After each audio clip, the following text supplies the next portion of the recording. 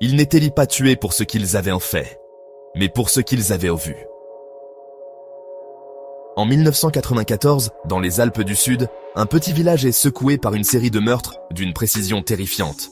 3 corps retrouvés à quelques kilomètres les uns des autres, toujours dans le même état, les yeux bandés, les mains croisées sur la poitrine et un carnet noir posé à côté. Le premier, un randonneur. Le second, un prêtre de montagne. Le troisième, une jeune femme disparue depuis 2 semaines. Dans chaque carnet, quelques lignes, écrites à la main.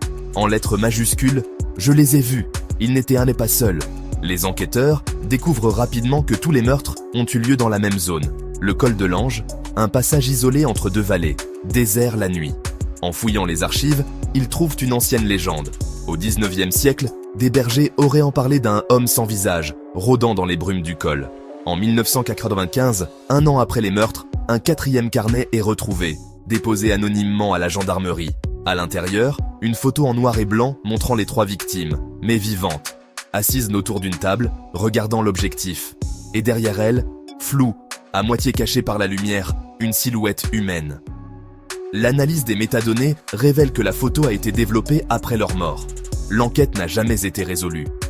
Le tueur du col de l'Ange n'a jamais été identifié. Mais chaque hiver, quand la neige bloque la route, les habitants jurent entendre des pas dans la vallée et voir une lumière errer entre les pins. Toujours au même endroit, là où les carnets ont été retrouvés. Abonne-toi pour plus d'histoires vraies et de mystères non résolus.